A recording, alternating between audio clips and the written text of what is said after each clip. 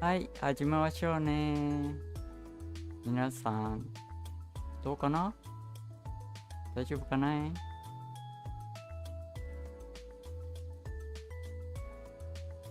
大丈夫そうですね。じゃあ、そろそろ始めましょうか。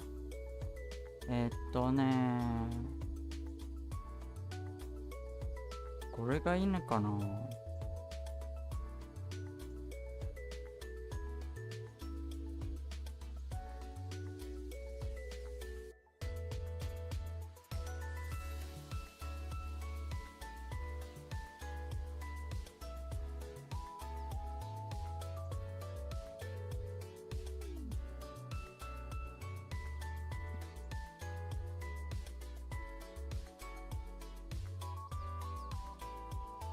違いますね。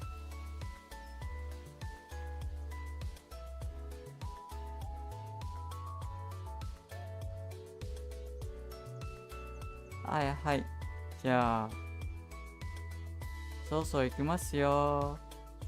はい、皆さん。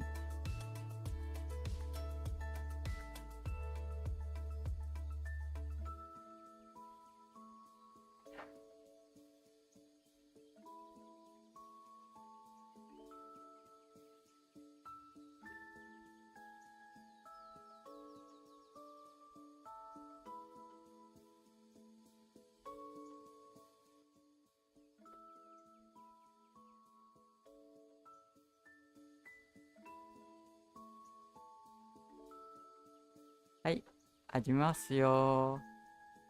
So we'll be talking about Iron Dome things and I'll be reacting to Leaflit. Because I couldn't find a video for it, but so I rely on her to give me the information or to give us the information. So anyway, let's get right to it before further ado. And Runa will react. If there's anything to react, that is. Wow, this video is pretty long actually. So what do you say we speed it up a bit, like around maybe 1.25? Yeah, it should do, right? Okay, so anyway, just do let me know if there's anything that doesn't work well, I guess. So let's go. Let's start from the very beginning. The real reason America's new Iron Dome terrifies the world. I bet it does. The thing that's scary about that, if it actually is a space defense system that can shoot a rocket from space to like intercept like another rocket, that is like a couple lines of code away from now we orbital strike people. So I completely understand. Klaxons wail across a quiet neighborhood as a nearby fenced-off hill lined with barbed wire and armed guards suddenly erupts to life. The ground trembles and missile silo doors slide open, revealing 30-foot-long interceptors locked and loaded. Then a blast of fire and thunder as the missiles scream into the sky, turning into fiery comets within seconds. Across the nation, in every major city, silo doors yawn open, unleashing dozens of interceptors in a desperate bid to stop the incoming attack. So it's, wait, it's not. So it's not space rockets. Or people are bullshitting me when they said it was space rockets. I was all excited for space rockets. They're not actually space rockets, man. And the Iron Dome system is the only shield standing between survival. You know, I don't know what to say about that, but space rockets, nah. Since when it become a space rocket thing? Anyway, give me a minute.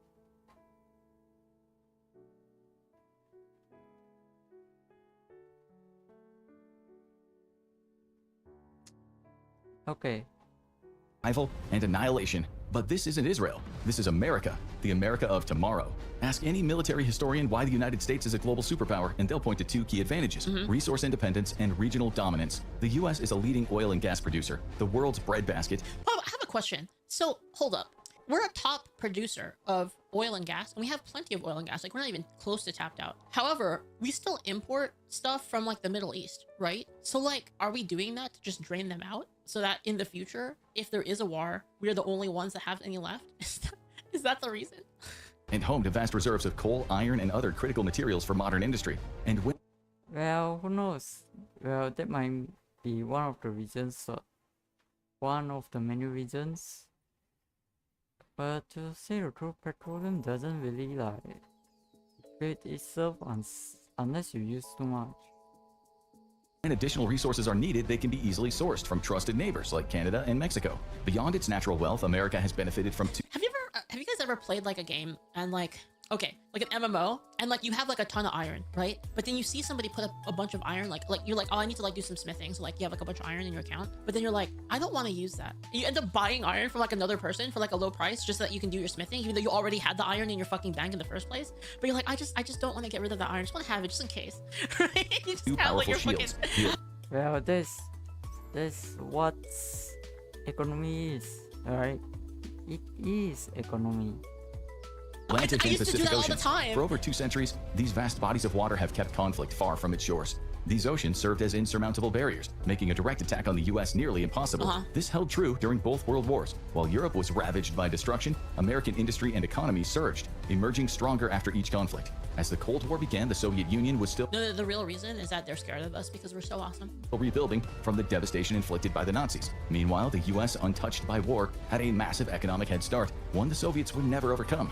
Distance has long been America's greatest ally, shielding it from direct threats and allowing it to project power far beyond its borders. This is why the US maintains a global military presence, ensuring that potential conflicts are dealt with long before they reach American soil. It's also why the US has invested heavily in its vast network of allies, forging partnerships Well, it's sort of true, I guess. Just facts, right?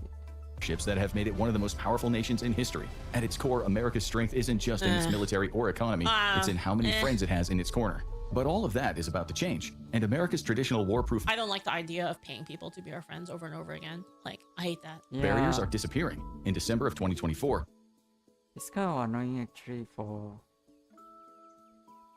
Or it doesn't make sense. It's just communist manipulation controls. They are really like the most stupid thing to do. That's what communist democrats do. That's the worst thing, of most fucking stupid thing. Unethical as well. the U.S. Air Force delivered an unexpected gift to America, a sobering glimpse into the future of warfare. In a report simply titled, "The Department of the Air Force in 2050, the world woke up to a stark reality about the conflicts of the coming decades. While its purpose was to shape policy today and ensure the Air Force of tomorrow is ready for war, the report ultimately served as something else, a wake-up call to just how vulnerable the country will soon be to... They didn't realize how bad they need gamers. They're like, oh shit, we really have to stop hating on gamers because we're going to need them in the future, because the gamers are the ones that are going to be piloting the drones, right? And also controlling the robots on the ground. It's all going to be gamers. That's why. They need us. enemy attack. America's enemies are Yeah, true. After all, gamers are the one that with all the ability and skills.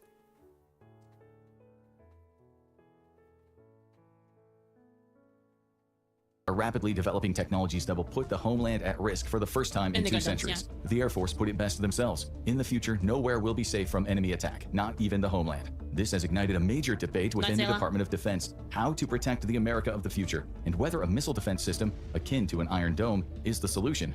But before understanding America's future missile shield, we need to understand the threat. There's no clearer example of the growing threat than China's People's Liberation Army rocket.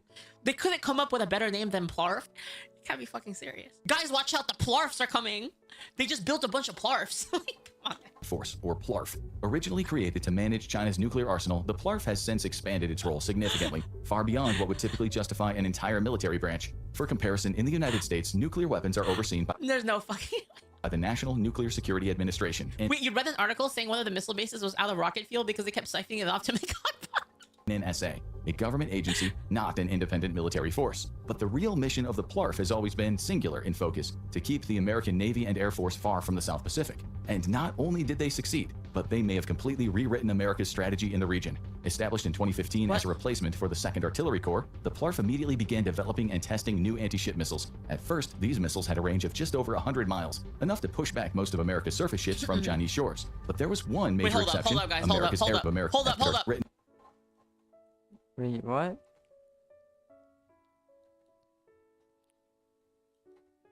What? shores. But there was one major exception, America's aircraft carriers. China closely studied both of America's wars against Iraq and learned a critical lesson. Never let the U.S. Dude, that guy's even more! Dude, look at this guy! It's even more! It's even more with that guy! build up its combat power in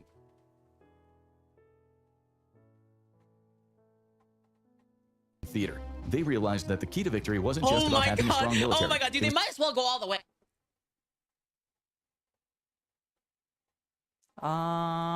Apparently no. You know why? It's not about projecting the power. Projecting US power doesn't really change anything, but rather the acceptance. People accept US, but not Communist China. Communist China seriously did a lot of damage. Way too much for forgiveness. Impossible to forgive for the next, let's say, for the next 1,000 years at least. Hey, they might as well go all the way. Might as well go all the way. Might as well It's just about go all the way, denying man. the U.S. the ability to project its power in the first place. If they could keep American air power at bay and prevent U.S. forces from establishing a foothold, they could drastically shift the balance in any future conflict. To both ends, China began breakneck development on entirely new anti-ship and ballistic missiles. In just a matter of years, China had expanded the reach of its missile weapons from a few hundred miles to over 1,000. China's YJ-21, a hypersonic anti-ship missile, has a range of just shy of 1,000 miles. Named the Eagle Strike 21, it's designed specifically to eliminate American ships. With an even longer range, the DF-26 can reach out and hit targets over 3,100 miles away, putting traditionally safe American bastions of power, like Guam, well within range of Chinese weapons. And this is a wake-up call to anyone predicting future warfare in the year 2050. If missile development continues along the avenue it's currently on, it won't be long before conventionally armed missiles can act. Guys, I'm Asian. This is fucked up. This is fucked up. Accurately strike targets thousands of miles away, even all the way to the American homeland. No, actually, I don't actually care. I'm just memeing. It's whatever. I don't care. It's just funny. It's just funny. I'm not offended by it. It's just funny. America's invulnerability shield is about to be stripped away forever, so it's time to build a real one instead. Currently, the only threats that can realistically target the American homeland during war are nuclear weapons and perhaps a missile strike by a conventional guided missile submarine. When it comes to nuclear weapons, the threat is Dude, nothing. I swear to fucking God. Even the Russians have circle eyes, dude. What is new. this? The U.S. has been under the shadow of nuclear annihilation. This is not on accident. Somebody made this decision. Somebody was like, yo, those like flash. What was that? I'm not quite sure what do you mean actually, but Guys, they're not Asian looking enough. It's like, but boss, I made the skin color yellow, not Asian looking enough. It's ruining. I see. I know. I get what you mean now. I get what you meant. Yeah. Why is it? Why is your skin color this way? Like, freak. Come on, man. Keep it real. It's seriously disgusting. Seriously. My immersion. Since the early days of the Cold War, but in reality, no one is reckless God. enough to launch a direct nuclear strike on America. I can't, dude. I can't. This is the funniest shit I've ever seen. Hold on, I'm choking on my venison sausage. Hold on. Holy shit. Mutually assured destruction guarantees it. The US possesses enough nuclear firepower to ensure that any such attack would be the last move humanity ever makes. In the second case, it's not impossible that an enemy-guided missile submarine could get close enough to launch an attack against. See, though, when I see shit like that, I just think it's fucking hilarious. I don't get offended by it at all. I just think it's fucking funny. Look at the funniest shit I've ever seen. Its homeland's targets. The US converted a number of its own Ohio-class nuclear ballistic missile submarines to conventional missiles instead, effectively turning them into stealthy arsenal ships capable of firing as many as 154 Tomahawk cruise missiles. And they can also hold 2 platoons of special operations forces to the Wait, these guys have it too. Wait, but they're varied. Some of them are just happy. Wait. deliver them rapidly. Well, hold up. And They're spies. Camilla says they're spies. Oh God, we're gonna have another California situation, aren't we? stealthily to a hostile coastline. Just one of these submarines has enough conventional firepower to cripple a small nation. However, Another World War II internment camp situation. such an enemy submarine would have a long stretch of ocean Manzanar. to cross undetected, and an attack would almost certainly be a one-way trip for the sub and its crew. This makes it an unappealing option for an enemy, but soon they won't need a costly submarine to strike deep into American territory. China has already demonstrated intercontinental precision, conventional capability with its fractional orbital hypersonic vehicle test. This missile test sent a hypersonic vehicle which could be armed with either a conventional or nuclear warhead orbiting around the planet before re-entering the atmosphere to strike its target. Right now, such a weapon is far too expensive to be Dude, look at the mouth. The mouth too. Like, dude, this is unreal. This is used for widespread This was a conventional attacks. decision. However, it is entirely possible that China would be willing to use one. You know, about China is able to do that, or actually they are not able to do it. Communist China is unable to do it, but let's say America, 100% of the technology have been transferred over to Communist China. By who? By Communist Democrats, Communist Swarm. So it's not China's technology, it's American technology, it's Japan's technology, it's South Korea technology, it's everywhere else beside China. It's all stolen, that's why. Since 100% is already completely transferred in terms of, let's say, in financial and also in technological, everything, 100%. And the only thing that's left is, well, build up from there then. What are you gonna do about it, since it's already being transferred? So this is the next step to take. Of these weapons against a high-value target, whether that's an aircraft carrier in port or the headquarters of a major U.S. defense contractor. But that's exactly the threat predicted by the U.S. Air Force. These weapons will only grow in capability and reach, while becoming cheaper and easier to produce and field. And it's not just China that's the problem. Russia will likely eventually develop similar capabilities too. As the technology proliferates around the world, even smaller countries could begin to have access to conventional weapons with enough reach to target the American homeland. And then there's the other boogeyman in the room, the weaponization of space. Technically, well, it's true, because... Whoa, why is this so loud?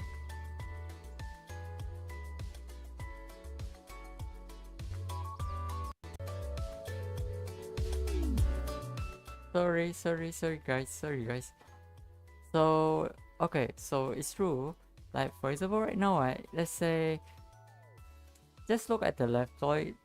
Just look at the communism. The communism, right, the basis is actually around the world. Let's take, for example, Malaysia is a communist country. It's a communist land. And where else? Myanmar is also a communist land. That's one of the few. And also there's actually, if I'm not mistaken, Australia will soon be one completely. So it's needed. Action must be taken in preparation to fight against this communist swarm. That is, these guys are retards, and in order to finish them off, you really have to clear them off completely, with hard force. Placing weapons in space is against international agreements. The Outer Space Treaty of 1967 was meant to prevent a space arms race before it could even begin. But the treaty has serious loopholes. And then there's the fact that some nations simply don't care. Russia, for example, has routinely broken international agreements, violating multiple treaties just in the last... Did they just high five over breaking? Yeah, well, who knows? Treaties are really actually useless. Actually, it's just okay, I say I will do it, but you know what, even Russia will consider the action of communist swarm and what they do with the bioweapon release and such, swing trouble everywhere. So what is the reason to actually conform to it? Especially communist democrats is allowed by American to do what they do. Since America is not taking action, then of course Russia and all the others have to take action. I mean, if you guys choose to go there, it's your own problem. Right? Well, basically just that. Breaking treaties. Decade. In fact, intelligence suggests that Russia may already be in major violation of the Outer Space Treaty, potentially deploying a nuclear-powered anti-satellite weapon that's orbiting the Earth right now. The treaty does explicitly prohibit the development of weapons of mass destruction, both in orbit and on celestial bodies. This clause was meant to prevent the catastrophic escalation that would come from the US and the Soviet Union placing nuclear weapons directly over each other's homelands. This is what served as the basis for Ronald Reagan's famous Star Wars project, a missile shield that would keep America safe by intercepting nuclear weapons in orbit. The project was as controversial as it was ambitious. While discussed, nobody had actually tried to build a space-based defense shield for one simple reason. If it was successful, it would destabilize relations by upending nuclear At least the science team is a little bit more diverse. They have like a half Asian in there. At that moment, peace between the US and the Soviet Union largely rested on the fact that each nation could wipe each other and the world off the map.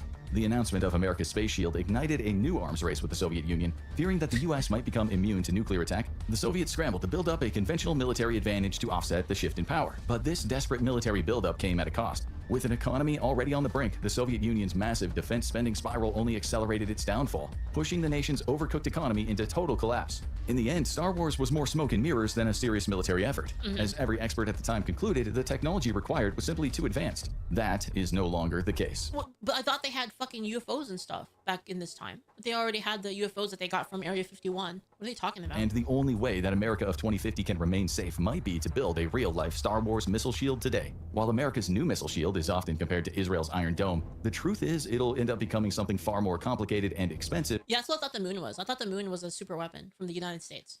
than Israel's missile shield. There's a bit of a misnomer when it comes to Israel's Iron Dome, as people tend to refer to it to explain the overall missile shield that Israel I find it funny that most beef in the past 500 years is in some way related to boats, and supposedly the U.S. beef with China, and China wants to push the U.S. out of Asia to get access to the boats. And Israel's Iron Dome, as people tend to refer to it to explain the overall missile shield that Israel enjoys, and recently demonstrated to be extremely effective. In reality, Iron Dome is only one small part of the overall shield, and the very last line of defense, in fact. The Iron Dome can only intercept rockets, artillery, drones, and missiles at a range of up to 43 miles. Before incoming enemy weapons get there, though, they have to pass through other layers of defense. The outermost layer is Israel's THAAD, or Terminal High Altitude Area Defense System.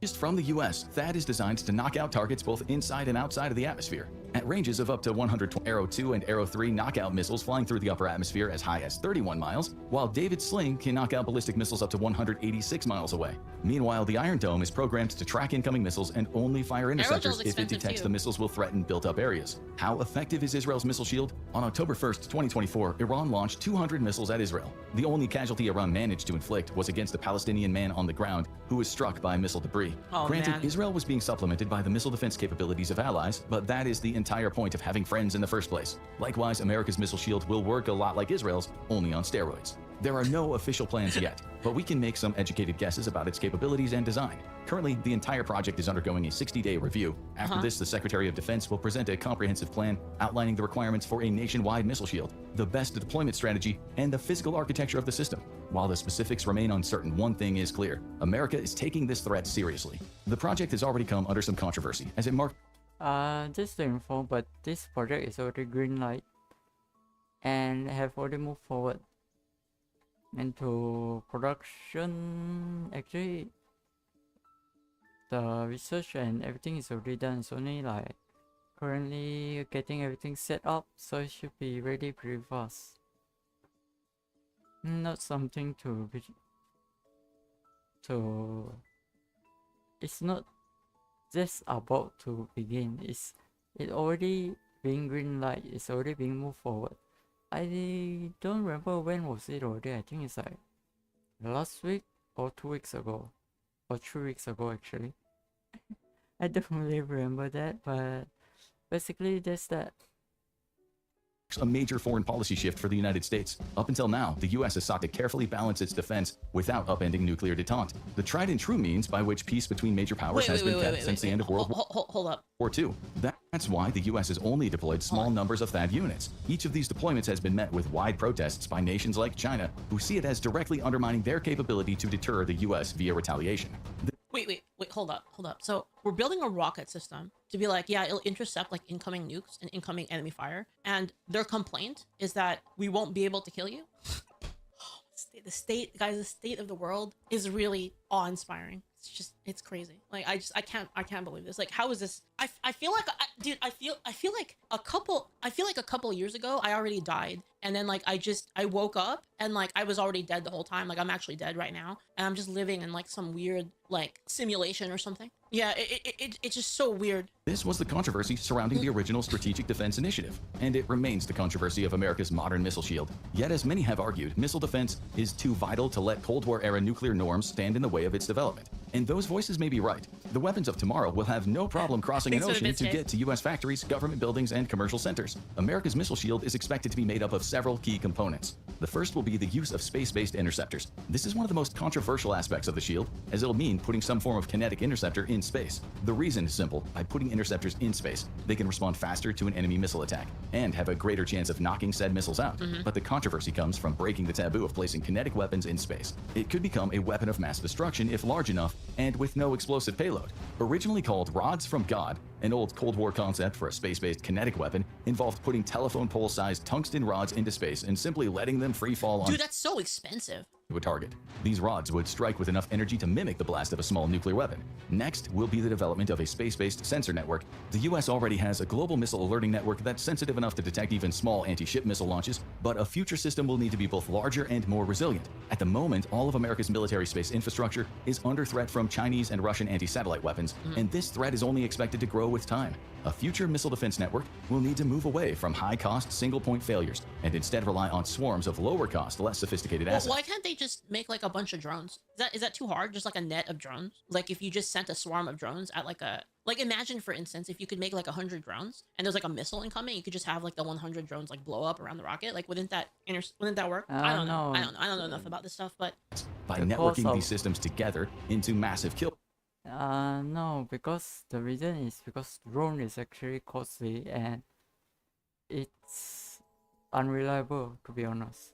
That's silly. It's costly and unreliable. It takes too much, which is why drones is a useless bad idea. Aside from like for covert operations, other than that, it's completely useless.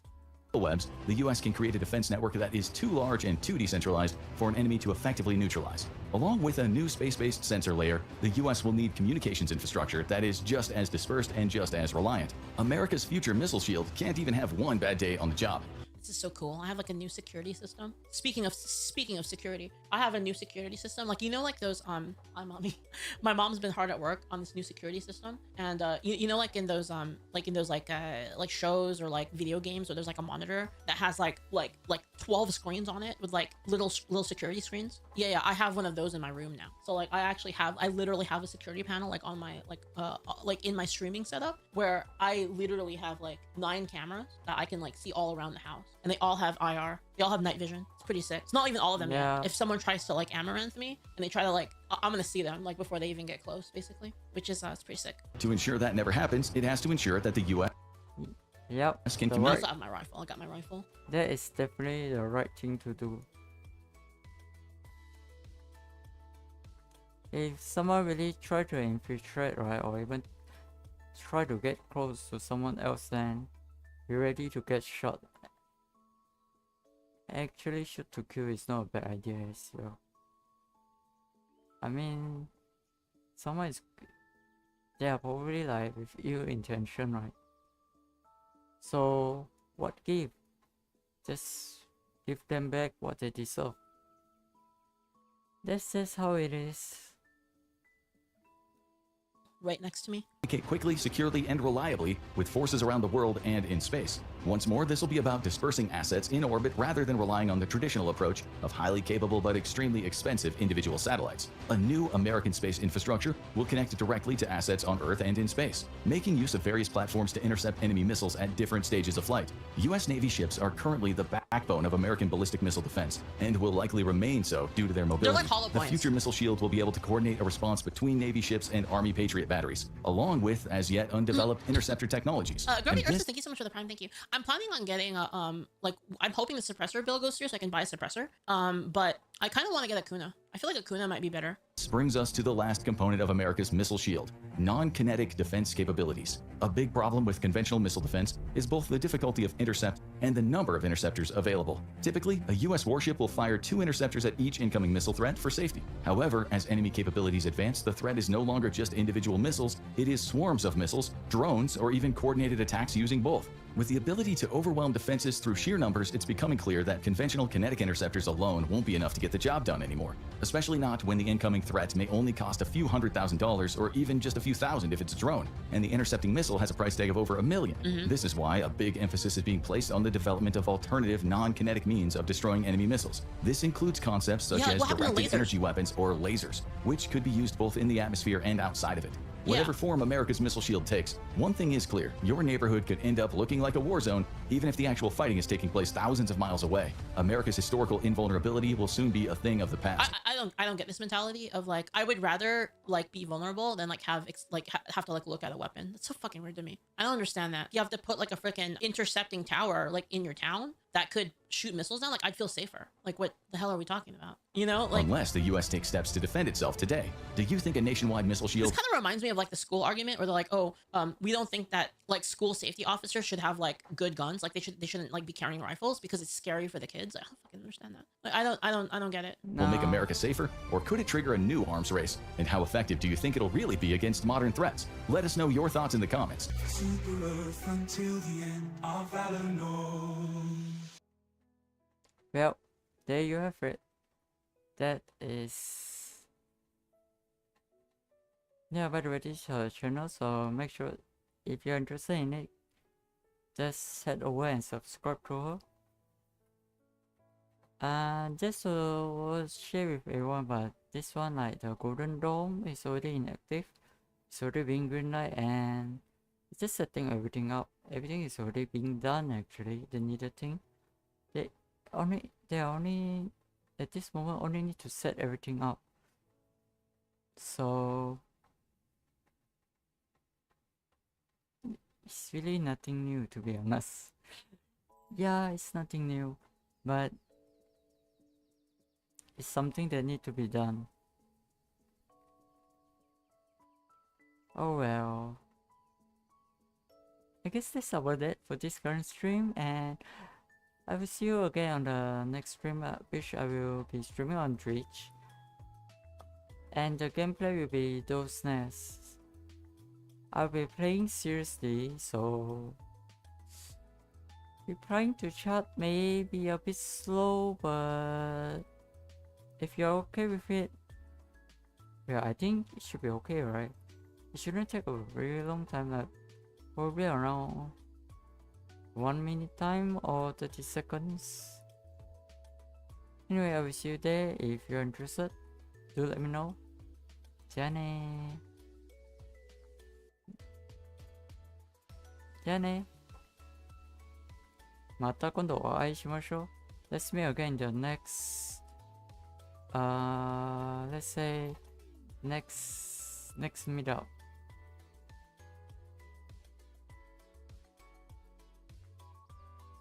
Alright, where is it?